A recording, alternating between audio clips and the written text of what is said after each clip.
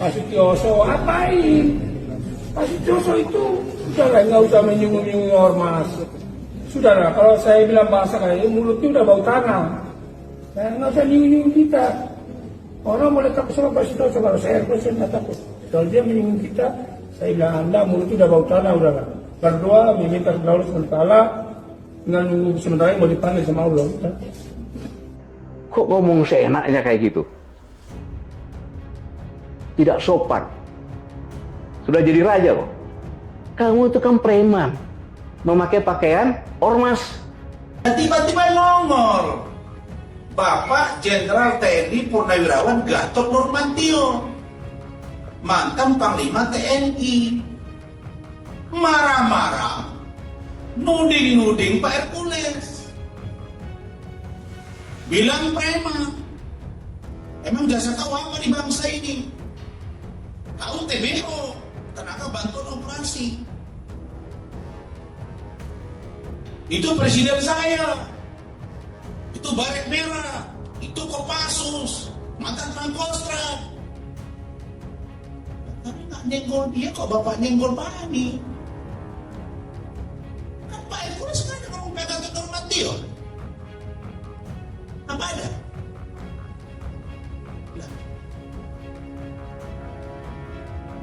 Kan tidak dibilang, itu kalian semua purnawirawan ini nggak ada. Yang purna-purna, nggak ada purnawirawan, purna-purna. Ya purna tugas. Ada maksudnya ini. Saya sudah tanya, ini maksudnya.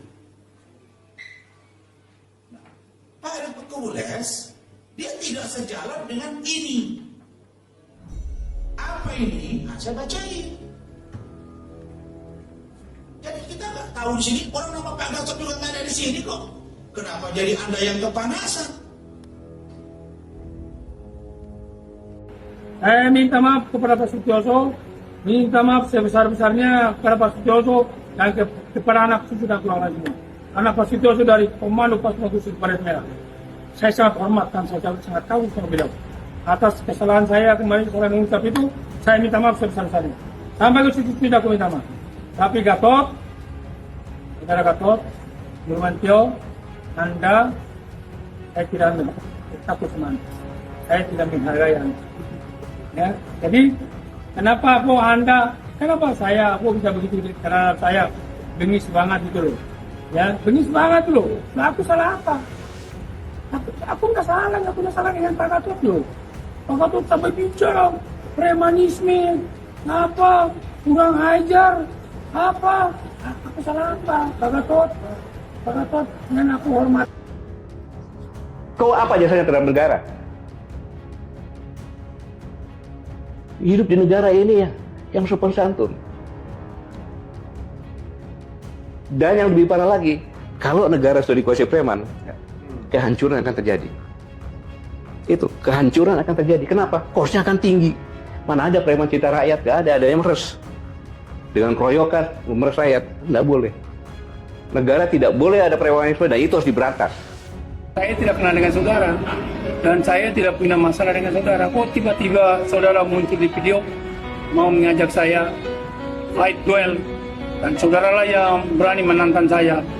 Ya, kalau menantang dengan kebenaran, nggak apa-apa. Kalau menantang duduk-duduk kayak orang gila, terus menantang orang, ya sebenarnya itu nggak benar gitu loh. Apalagi menantang saya tidak menjual, dan saya manusia biasa. Assalamualaikum warahmatullahi wabarakatuh. Ya, buat saudara Hercules, hati-hati aja ya. Jawara Betawi lagi mantau lu semua. Jangan lu rumasa, lu paling hebat. Lu merasa lu preman, lu kepala preman. Jawara Betawi takut sama lu? Enggak. Sedikit pun kami nggak pernah takut siapapun. Darah mengalir darah saya dari orang perwira. Ya, seorang perwira TNI, nggak pernah saya takut siapapun. Yang saya takutin nama Allah Subhanahu Wa Taala, itu doang. Jangan lu rumasa di kampung gue tuh seenaknya lu berlaku ya. Orang Betawi ini, Jawara Betawi lagi mantau lu, hati-hati. Jangan lu merasa paling hebat, enggak. Di atas langit ada langit. Suatu saat lu bakal jatuh juga. Hati-hati.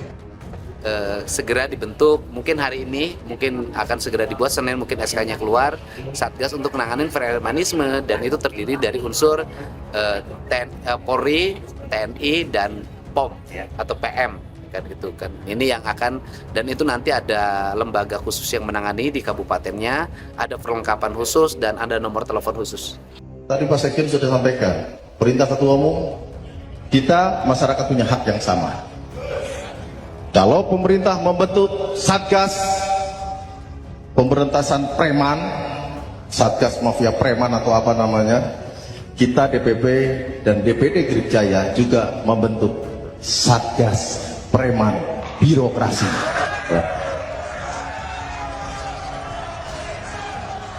Jadi dia ini nggak peduli, kendati Deddy Mulyadi kader Gerindra dan secara formal adalah orangnya Pak Prabowo. Jadi nggak terkejut ya kalau kemudian Hercules juga bersikap seperti itu terhadap Bang Yos. Sikap-sikap semacam ini yang membuat Jenderal Gatot kemudian merasa khawatir kalau dia tidak speak up. Indonesia itu terancam jadi negara gagal kalau preman sudah berkuasa.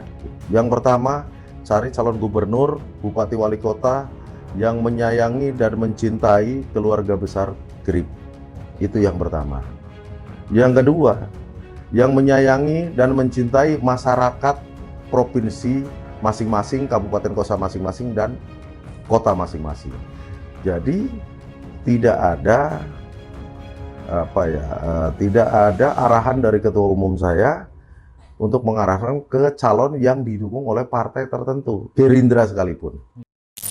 Assalamualaikum warahmatullahi wabarakatuh. Apa kabar kalian semua? Semoga kalian semua dalam kondisi yang baik-baik aja. Masih soal perseteruan antara Hercules, Deddy Mulyadi, dan mantan Kepala BIN Jenderal Sutioso yang semakin memanas. Bahkan belakangan mantan Panglima TNI, Jenderal Gatot Nurmantio juga ikut terpancing dan marah kepada Hercules karena menghina Sutioso yang merupakan seniornya. Jadi kalau kalian belum tahu, semua ini berawal dari pembentukan Satgas Anti Premanisme pada 21 Maret lalu oleh Gubernur Jawa Barat, Kang Deddy Mulyadi atau sering disapa KDM. Kebijakan ini menuai polemik. Puncaknya pada 18 April 2025, 3 mobil polisi dibakar oleh oknum yang diduga anggota Grip Jaya.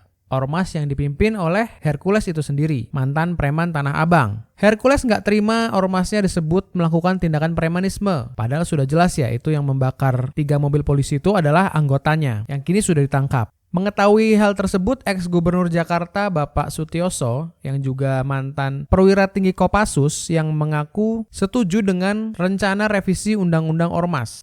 Bahkan Jenderal Purnawirawan Sutioso ini juga memberikan pendapatnya soal pakaian ormas yang menyerupai Tentara Nasional Indonesia. Bahkan ada yang memakai baret merah. Seperti kita tahu, salah satu seragam Grip itu memakai baret merah. Menurut Sutioso, baret merah itu sangatlah sakral karena itu adalah seragam dari pasukan khusus terbaik di Indonesia, yaitu Kopassus. Yang untuk mendapatkan seragam itu, untuk mendapatkan baret merah itu tidak main-main. Pelatihannya, seleksinya, itu sangat ketat. Dan hanya prajurit-prajurit TNI yang layak yang bisa memakai baret merah. Tapi belakangan justru ormas memakai baret merah. Sehingga Sutioso menganggap itu merupakan hal yang berlebihan. Jadi Sutioso ini menginginkan jika revisi Undang-Undang Ormas ini nanti berjalan, hal yang diatur adalah salah satunya adalah pakaian. Sehingga nggak terlihat seperti seragam tentara dan terkesan ingin menakut-nakuti. Bukan tingkah laku mereka saja yang harus dievaluasi ya, tetapi juga cara berpakaian gitu. Saya itu tidak nyaman ya melihat ormas-ormas berpakaian yang terkesan lebih tentara dari tentara gitu kan. Menyerupai saya ingin cerita TNI saja begitu ya, Tiara, ya bagaimana. Iya, dan pasukan khusus misalnya ya, bagaimana kita itu untuk mendapatkan baret merah itu 6 bulan latihannya. Ya. Dari Batu Jajar ke Gunung Hutan, jalan 10 hari ke Cilacap, ke Nusa Kambangan, pakai baret merah. Tahu-tahu dipakai ormas-ormas ini, kita ya sangat kecewa lah gitu dengan kata itu, supaya diatur ya, yang jangan itu kan untuk ada kesan untuk nakut-nakutin lah gitu kan. Tapi, mendengar statement Sutioso tersebut, Ketua Grip Jaya, Hercules, langsung menyindir Sutioso dengan kata-kata yang dianggap merendahkan. Hal ini yang membuat mantan Panglima TNI Gatot Nurmantio geram dengan pernyataan Hercules tersebut, karena dianggap tidak sopan dan melampaui batas. Hercules disebut bukan hanya merendahkan Sutioso, namun juga merendahkan Prabowo Subianto selaku Jenderal TNI dan mantan Danjen Kopassus. Begitu menurut Gatot. Hercules pun akhirnya meminta maaf kepada Sutioso lewat statementnya di publik. Namun, ia tetap menantang Gatot. Jadi dia minta maaf ke Sutioso tapi malah nantangin Jenderal Gatot Nurmantio. Mungkin dia berpikir Jenderal Gatot ini sudah purnawirawan, jadi nggak punya kekuatan seperti ketika dia menjadi Panglima TNI dulu. Padahal kita semua tahu meskipun dia Jenderal purnawirawan, dia adalah mantan Panglima TNI. Yang sedikit banyak pasti masih punya pengaruh di TNI itu sendiri. Jadi kalau Pak Gatot mau mungkin bisa habis itu markas Grip dengan sekali perintah. Sudah jadi raja loh. Kamu itu kan preman, memakai pakaian ormas. Saya bisa buktikan kalau itu preman. Seperti yang di awal tadi saya bilang, awalnya itu adalah ketika Kang Deddy Mulyadi menargetkan Jawa Barat bebas dari aksi premanisme pada akhir 2025 ini. Sehubungan dengan banyaknya aksi meresahkan yang dibekengi unsur intimidasi yang dilakukan oleh anggota Ormas atau LSM. Dan untuk mewujudkan target tersebut, KDM berencana membentuk Satgas Anti Premanisme. Dia mengaku telah berkomunikasi dengan berbagai instansi terkait di Jawa Barat, termasuk unsur TNI, Polri, dan lain-lain untuk membentuk Satgas tersebut. Hal ini mengingat aksi preman yang ditunjukkan oleh oknum LSM dan Ormas sudah sangat meresahkan.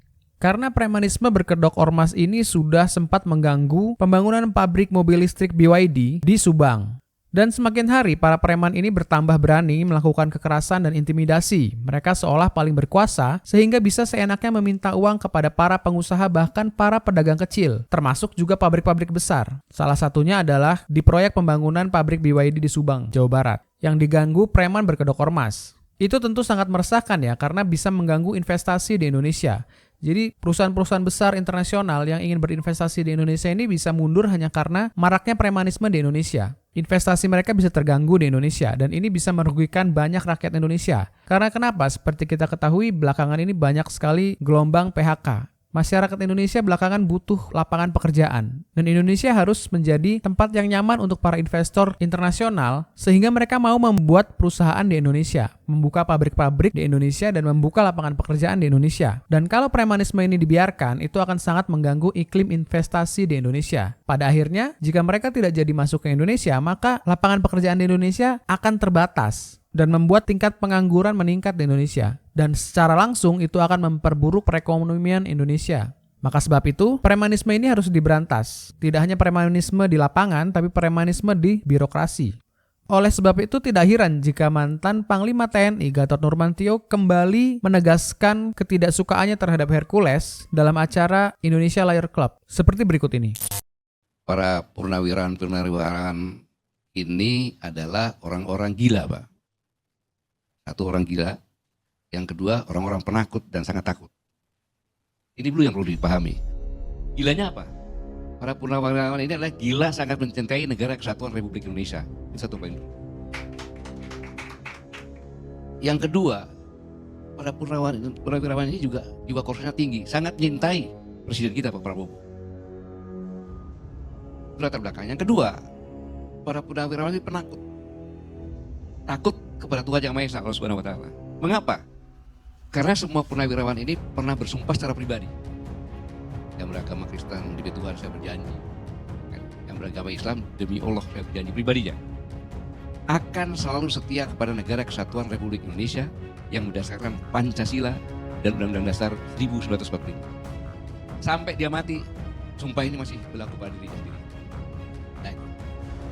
Nah, ini yang saya maksud bahwa dalam kondisi semacam ini, contohnya premanisme yang berkostum ormas, yaitu Hercules. Hercules itu kurang ajar dia. Kenapa kurang ajar? Dia mengatakan bahwa Pak Sutioso itu melakukan pengkhianatan kepada negara, mau kudeta pada presiden, saya ulangi kepada presiden. Kapan Pak Sutioso ngomong itu? Pak Sutioso purnawirawan, sudah bawa tanah. Itu yang katakan preman dengan berpakaian ormas. Saya buktikan premanismenya.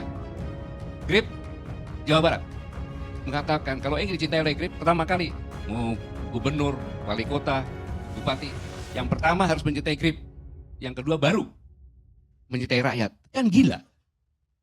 Jelas gubernur, bupati, wali kota dipilih oleh rakyat, mengabdinya kepada rakyat. Ini indikasi Bang Karni, premanisme berbaju ormas sudah masuk ke ranah politik. Yang kedua, peristiwa Depok. Kita sepakat bahwa polisi sedang melaksanakan tugas untuk penangkapan, kayak gitu. Kemudian dikepung. Polisi itu adalah alat negara terdepan untuk melindungi masyarakat, tertiban umum, penegakan hukum. Jangan melihat hanya pengepungannya, tapi dilihat ini adalah pembentukan opini. Polisi pun berani gue lapar, mobilnya gue bakar, lu macam-macam awas. Bang Karni, Haiti itu ekonominya ambruk karena premanisme juga. Jadi kalau kita biarkan premanisme seperti ini, kos lebih tinggi lagi. Sudah ada mafia hukum, mafia ekonomi, tambah lagi premanisme. Itu preman, hanya berbaju ormas. Dan saya marah kenapa? Hercules itu ngomong Pastioso Purnawirawan bawa tanah. Dia menghina presiden saya. Pak Prabowo Purnawirawan loh. Mantan Danjen Kopassus, Pangkostrat.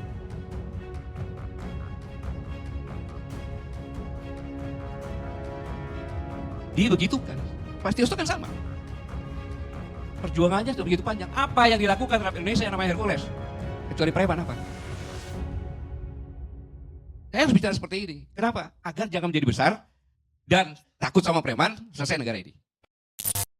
Jika berbicara tentang preman, ada kisah Petrus di era Soeharto. Jadi pada waktu itu Petrus itu adalah penembak misterius untuk membasmi banyak preman yang meresahkan masyarakat. Meskipun ini kontroversial, tapi pada waktu itu membuat preman-preman ini ketakutan. Karena banyak preman ditemukan tewas di dalam karung atau bahkan dibuang ke sungai dan di laut. Tapi hal itu membuat aksi pungli yang mengganggu perekonomian Indonesia berkurang. Jadi apakah sudah pantas kebijakan seperti Petrus ini diulang kembali di Indonesia? Atau ada cara lain untuk membasmi preman-preman di Indonesia ini? Apalagi sekarang mereka berkedok sebagai ormas. Tulis pendapat kalian di kolom komentar. Kita gunakan logika ya, organisasi apapun itu termasuk ormas ya yang memang diizinkan di dalam alam demokrasi ini ya, dia kan organisasi yang perlu dana pasti kan, membiayai operasinya, kantor-kantornya gitu. Lalu duit dari mana gitu kan? Duit dari mana? Pasti kan dia juga ujung-ujungnya malakin tempat-tempat hiburan, tempat-tempat lain yang kira-kira bisa menghasilkan uang, dan itu secara paksa. Dan tempat-tempat hiburan itu nggak ada pilihan ya, daripada nanti dirusak, dikesankan ribut di tempat itu lalu nggak laku, ya sudahlah, dia lebih baik bayar mereka saja gitu kan, yang tidak seharusnya dilakukan gitu kan.